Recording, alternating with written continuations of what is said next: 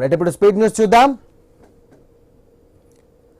ఇక మేడ్చల్ జిల్లా ఇస్మాయిల్ ఖాన్ గూడలో తీవ్ర ఉద్రిక్త పరిస్థితులు చోటు చేసుకున్నాయి. శ్మశాన వాటికలు అర్ధరాత్రి అధికారులు నేలమట్టం చేయడంతో గ్రామస్తులు తీవ్ర ఆందోళన వ్యక్తం చేశారు. బాధ్యులపై చర్యలు తీసుకోవాలంటూ కోరుతూ నిరసన వ్యక్తం చేశారు. పోలీసులకు గ్రామస్తులకు మధ్య వాగ్వాదంతో ఘర్షణ వాతావరణం నెలకొంది.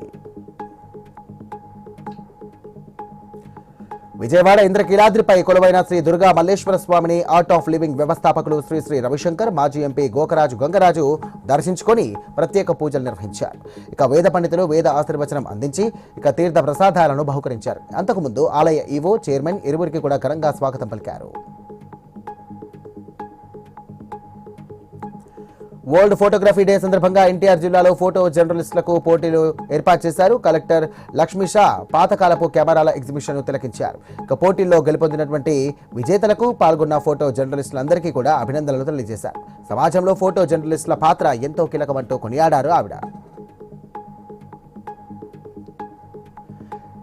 ఎన్టీఆర్ జిల్లా కొండపల్లి ఆర్సీఎం కాలనీలో స్థానికులు నిరసన బాట పట్టారు. రైల్వే ఫ్లైఓవర్ నిర్మాణం కోసం తమను బలవంతంగా ఖాళీ చేస్తున్నారంటూ ఆందోళన వ్యక్తం చేశారు. సిఐటియు ఆధ్వర్యంలో రైల్వే గేటు వద్ద ఆందోళన వ్యక్తం చేశారు. తమకు నష్టపరిహారం చెల్లించి పునరావాసం కల్పించాలంటూ డిమాండ్ చేశారు. ఎన్టీఆర్ జిల్లా జగ్గయ్యపేట చిల్లకల్లు పోలీస్ స్టేషన్ పరిధిలో అక్రమంగా ఇసుక తరలిస్తున్న లారీని పోలీసులు పట్టుకున్నారు. తనిఖీల్లో భాగంగా సుమారు 70 టన్నుల ఇసుక ఉన్నట్టుగా గుర్తించారు. ఇసుక రవాణాకు సంబంధించినటువంటి అనుమతులు, పత్రాలను పరిశీలించిన అనంతరం లారీని సీజ్ చేసి పోలీస్ స్టేషన్కు తరలించారు అధికారులు.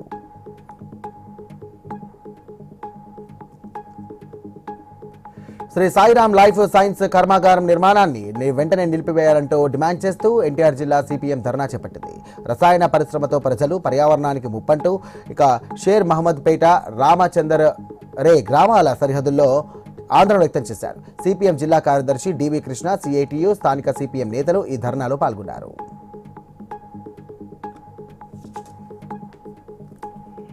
కర్నూలు జిల్లా కోడుమూరు గ్రంథాలయాన్ని జిల్లా గ్రంథాలయ చైర్మన్ చుక్కలు చూపించింది. కోనసీమ జిల్లా ముమ్మాడివరంలో జరిగినటువంటి ఈ ఘటన స్థానికులు తీవ్ర భయాందోళనకు గురిచేసింది. కూల్ డ్రింక్ కంపెనీ నిర్వాహకుల సమాచారంతో స్నేక్ క్యాచర్ గణేష్ వర్మ పామును చాకచక్యంగా పట్టుకుని సురక్షితంగా అడవిలోకి వదిలిపెట్టారు. కొరుట్లలో పాలిటెక్నిక్ విద్యార్థులు భగ్గుమన్నారు. పాలిటెక్నిక్ విద్యా వ్యవస్థలో మార్పులను వ్యతిరేకిస్తూ కొత్త బస్టాండ్ వద్ద భారీ రాస్తారోకో ఏర్పాటు చేశారు. ప్రభుత్వం తక్షణమే స్పష్టమైనటువంటి హామీ ఇవ్వాలంటూ వారు డిమాండ్ చేశారు. ఏపీవీపీ ఆధ్వర్యంలో విద్యార్థులు చేపట్టినటువంటి ఈ ధర్నాతో కాసేపు ట్రాఫిక్ స్తంభించింది.